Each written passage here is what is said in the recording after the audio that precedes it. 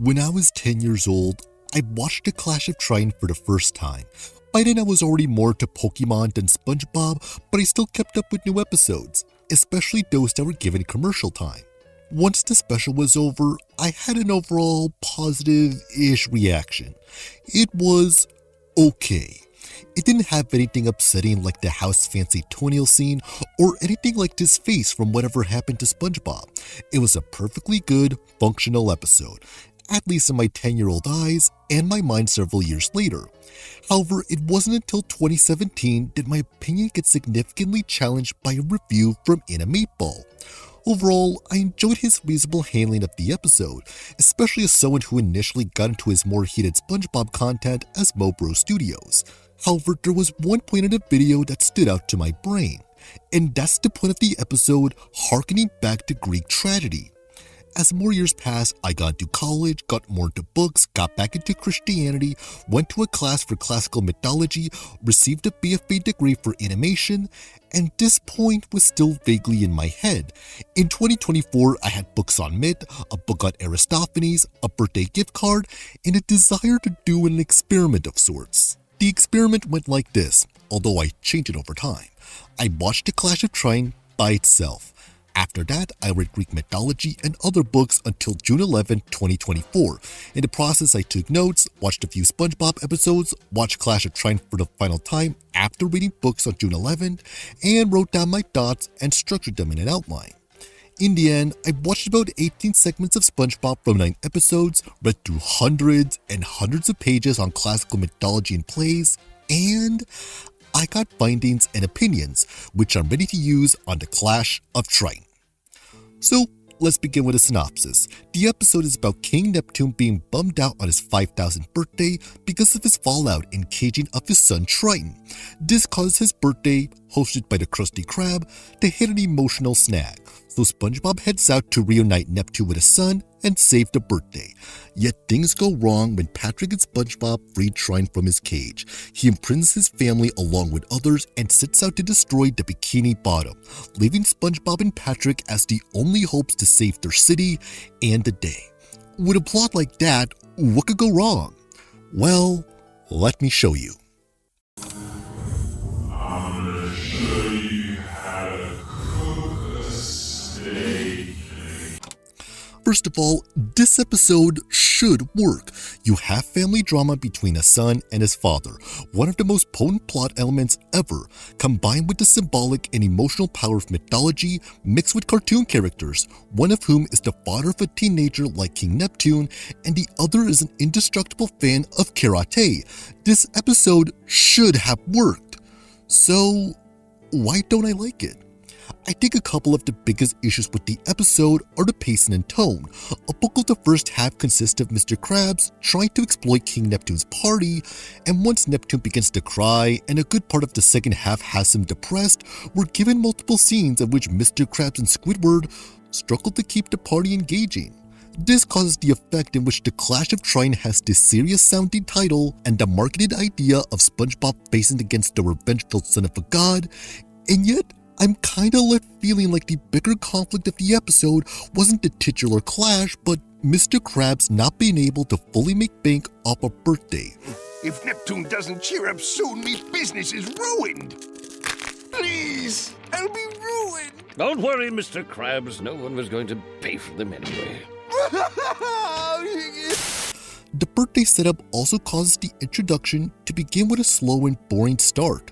The first book of the Iliad has Apollo firing a plague at the Greeks. The first page, after the introduction to Bullfinch's mythology, starts with the separation of the earth, sea, and air from chaos and the making of mankind, and the Clash of Triton begins with King Neptune tired and watching daytime television from his bed and talking to his wife and setting up the Krusty Krab being called, but where's the action here?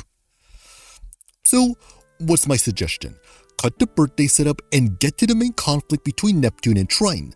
I'm sure SpongeBob would still be motivated to save the day once he sees a city and a Krusty Krab in dire need of saving.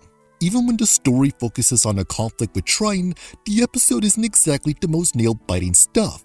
We begin the second half with SpongeBob coming off a bus and heading deep into the island, And the very next scene with SpongeBob starts with him asleep. It's not exactly a great sign of thrilling writing when your cast keeps falling asleep within the same episode. Soon after Trine is freed, he imprisons the party people, begins destruction of the Bikini Bottom, and then he goes off to eat Krabby Patties and do this. I mean, there isn't even an epic battle for Bikini Bottom. But instead a short sneaking scene that doesn't make much sense, where Patrick messes with a lock off screen.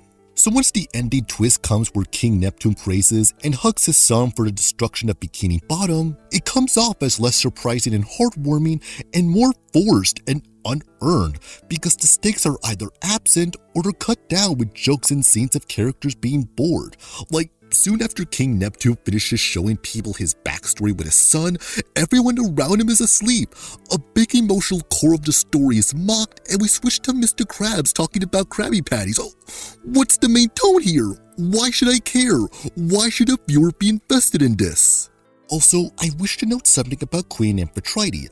In Greek tragedy, women played pretty important roles in the plays, even within the patriarchal context of Greek culture. For one example, Queen Clytemnestra kills her husband Agamemnon, and even when her son Orestes kills her, she comes back as a ghost, and she, alongside the Erinyes, push for Orestes to be punished, leading to 2 generations of gods to face one another in what's essentially a court case to see whose ideals reign supreme, clan-based vengeance or justice. One big wrong move could lead to these gods battling one another, destroying both Earth and the heavenly realm until everything burns back to chaos. Oh, and once the second half of the Clash of Trine starts, Queen Amphitrite basically does nothing. Like, I get the creators not wanting to write something involving matricide and worldwide destruction in a 22-minute cartoon for kids, but compared to actual Greek tragedy, summarized myth, and even other SpongeBob episodes, I'm left starving for stakes. But where's the pizzazz? Huh? Look at this place. I mean, what is the theme here? Okay, so while the dramatic writing is, not that good, at least a big company like Nickelodeon can indulge in the aesthetics department, right? When the time came for the Looney Tunes to parody Wagnerian opera with the short What's Opera doc, the crew went wild on the visuals, thanks to people like art director Maurice Noble. I mean, say what you want about Atlantis Scorpiantis, but once the time came to play with the visuals, it went all out. So since the Clash of Trine also tackles aspects of Greek myth, surely can go hard in the visual department too, right? No, not really. I mean, there are a few times where the special gets a bit fancy with the lighting, shading, and 3D, and there is at least one visual joke that's a pun, but otherwise, this is a rather dull episode to look at. Here are a few things that stick out to me like a sore thumb. First, I want to tackle the first location we see in the Clash of Trine, King Neptune's palace. Now, bear with me for a moment and try to think of what the inside of a divine palace would look like. This is a description of Apollo's palace from Bullfinch's mythology. The palace of the sun stood reared aloft on columns, glittering with gold and precious stones, while polished ivory formed the ceilings and silver the doors. The workmanship surpassed the material, for upon the wall Vulcan had represented earth, sea, and skies with their inhabitants. In the sea were the nymphs, some sporting on the waves, some riding on the backs of fishes, while others sat upon the rocks and dried their sea-green hair. Their faces were not all alike, nor yet unalike, but such as sisters ought to be. The earth had its towns and forests and rivers and rustic divinities. Over all was carved the likeness of the glorious heaven, and on the silver doors the 12 signs of the zodiac, 6 on each side. While this description might sound rather aloof for a show like SpongeBob, keep in mind this is the same show that managed to make Squilliam's elevator, bathroom, and rooftop some of the most gorgeous stuff on the show. If the showmakers could sub-create wonderful scenes like these in a house that looks like this for an 11-minute episode, just imagine the possibilities of what would be inside a bedroom. What is this? Is this the room of a god who can move hundreds of objects at once and make new gods? Or is this the room of a hotel?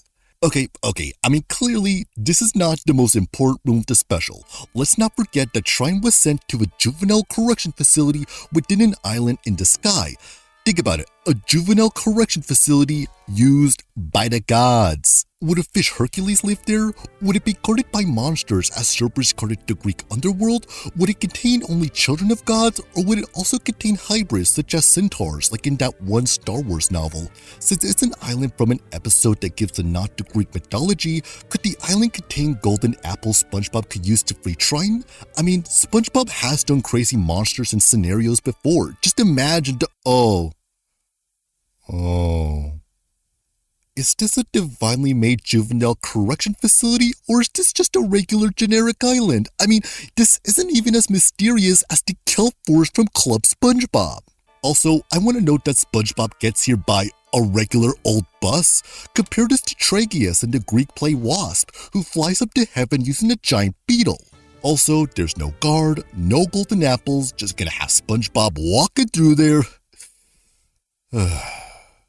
Listen, I'm not expecting every single trope and concept from Greek myth to be here, but it's really odd to see a SpongeBob episode not play around much with the tools it has access to. Okay, there is one aspect of the visual that the sub-creators did go wild in, and it wasn't exactly the best decision.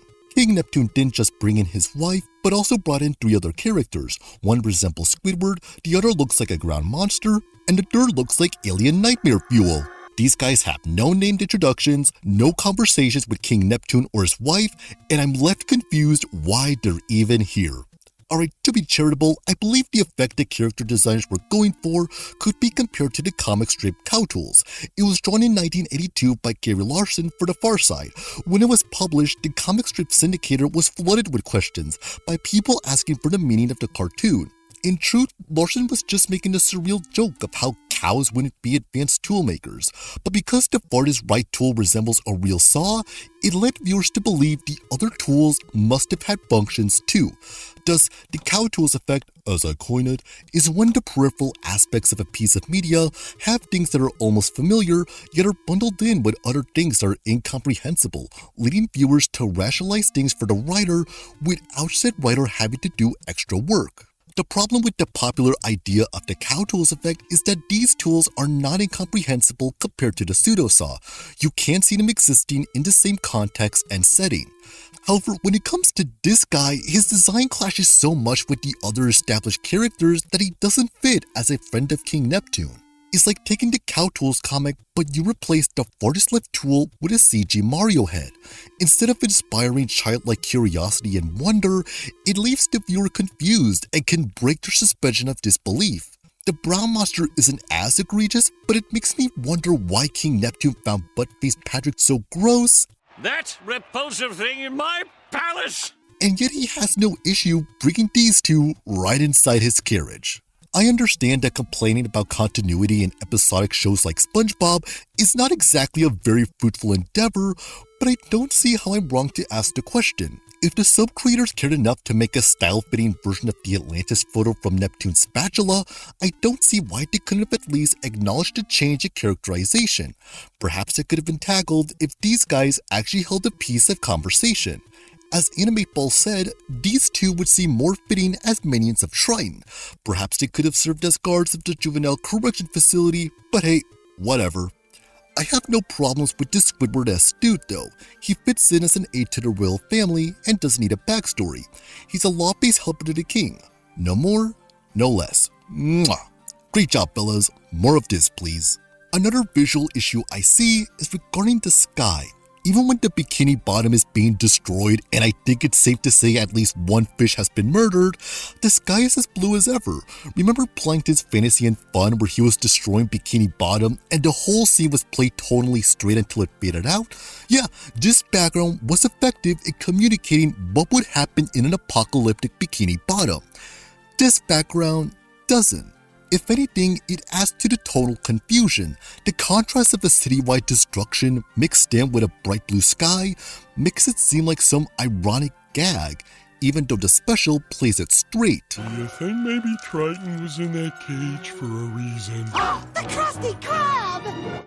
Listen, as I've said before, I'm not expecting every single trope and concept from Greek mythology to be used, but it's wild to me that things as imaginative as Greek myth and SpongeBob can produce something this underwhelming.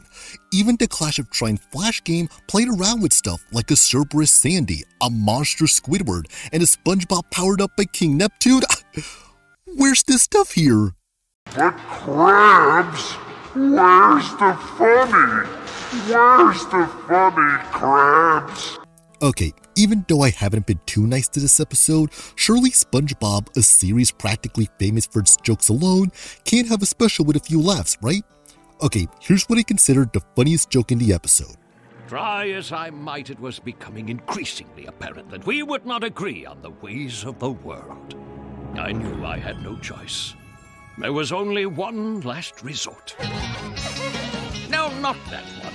Yup, that's it. Hope you enjoyed that because that was probably the funniest joke in the whole special.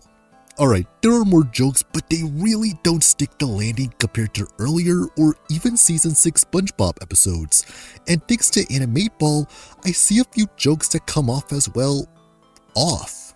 For example, here's this weird dialogue scene with Squidward.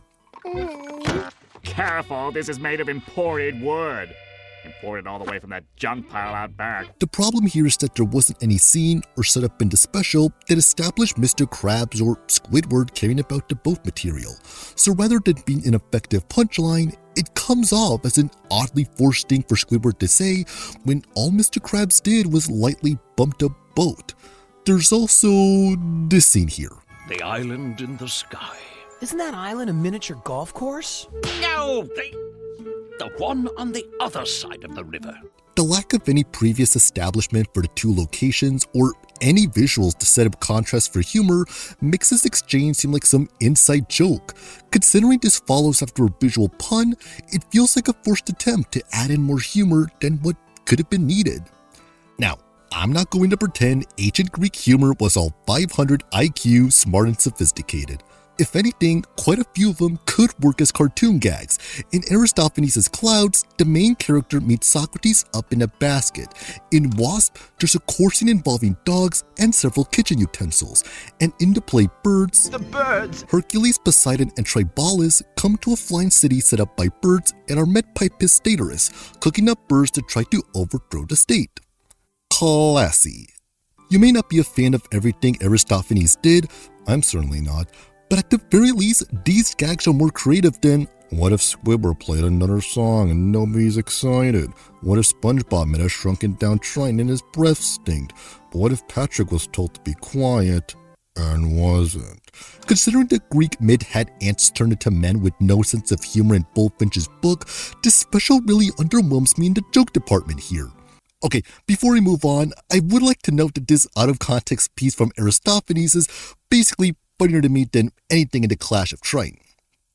Alright, moving on. The point!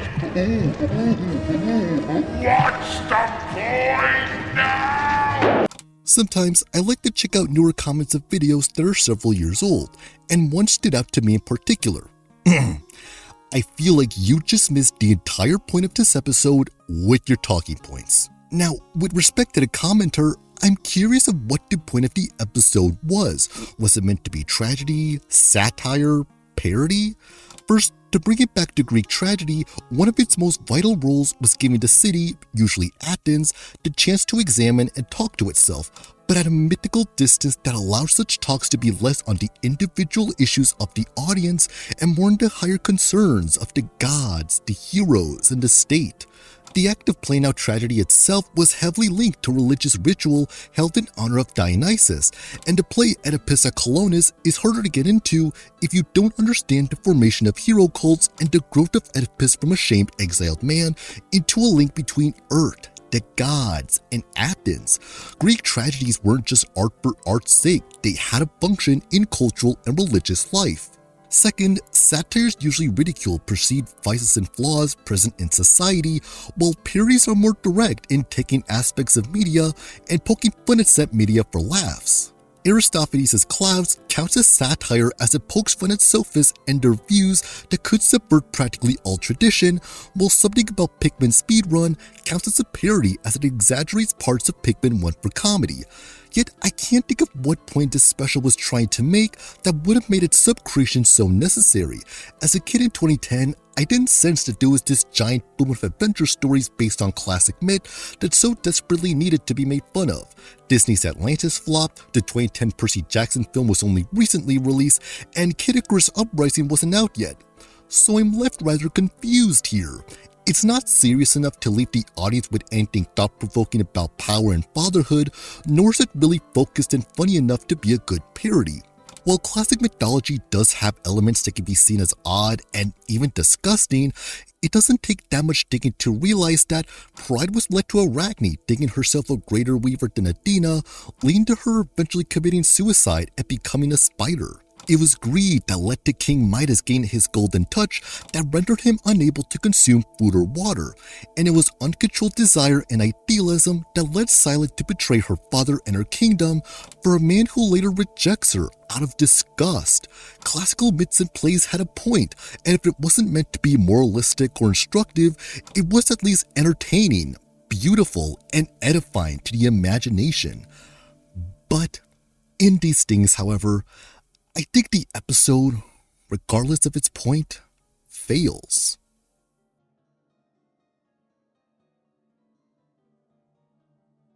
Now, some might ask me why I wanted to make a video tackling an episode of SpongeBob that practically no one has cared about for several years now. The first thing I want to say is, I'd be lying if I said that a big motivator for me wasn't to try using Greek myth and SpongeBob to score big on the YouTube algorithm. Another reason, however, is to also have a period in which I can answer an inkling I had to delve into Greek tragedy and see what I could do with this episode to evangelize. While I didn't get to read all the books that I wanted to get to within my deadline for that purpose, this literary adventure has left me rather humbled and edified. While I can't exactly tell you all the specific plot points off these plays off the top of my head, the whole experience of exploring the depths of Greco-Roman myth and what the world of antiquity cared about has left me a more nourished person, certainly a much different one than I was in 2010.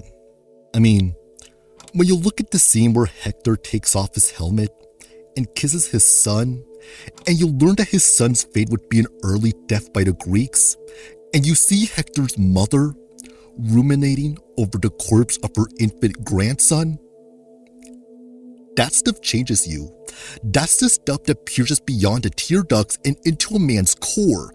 That is catharsis. That is the stuff that reveals suffering and evil in the human condition. That's the stuff that makes one hunger and thirst for righteousness. That's the stuff that fueled the religion that formed the culture of the Greeks and their myths. And it's the kind of stuff that is indispensable if you want animation to be taken seriously as cinema. I mean, I don't think most animated films reach the classical heights of Fantasia anymore, let alone this. Could modern animation with all of its tools and resources still be motivated to make stuff like this again? Or this? Or this? I don't know, but I certainly don't want to add more fuel to the fire of the overall cynicism of this age. Even Euripides, who wrote the most realistic and darkest version of Electra I've heard of, later went on to write a play that has likely helped contribute to Greek romance novels. Is Euripides the link between Greek tragedy and action movies? Is most of Western creative writing a footnote to Homer? Is the scene of Vulcan making Achilles' shield a metaphor of not only Greek life within peace and war, but also for, as Tolkien coined it, subcreation? Maybe. I don't fully know, and it seems that most animators around me don't seem interested in these kinds of questions. So I'd be lying if I said I also didn't want to do this to share my findings and thoughts to other people using a popular cartoon as a gateway to discussion. As I write this script, I have a job in food promotion. While I can't pragmatically cite the play of Antigone while telling a shopper that I don't know where a food item is, I feel this experience was worth doing because it was a good thing for me to do. In the end, I don't know what the SpongeBob writer saw in Greek tragedy to make an episode that fails to live up to its great potential.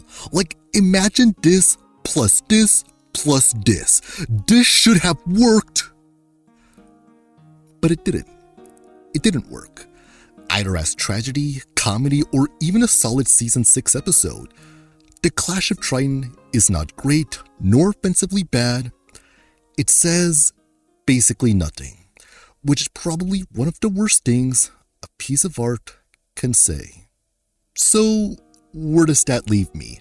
I'm a guy with an arts degree who is involved in food sampling. Can I really do better if I was given an animation team, a budget, and producers to answer for right now? Probably not, which is one reason I don't want people ridiculing, harassing, or slandering anyone on the crew for an episode they did over a decade ago. However, I have characters of my own, ideas for stories and things I want to get out there that aren't trapped in my mind or journals. I don't want to make cartoon reviews or rants be my sole bread and butter. In fact, my next video will be more positive and focus mainly on books with the Nickelodeon. However, if you enjoyed this video and are genuinely interested in my life and personal thoughts, and you want to put your money where my mouth is so I can make something you can buy and review for yourself, then please like, comment, subscribe, and give me money. Anyways, to conclude, post-movie SpongeBob episode bad. Go read Homer, Bullfinch, and this book. Bye.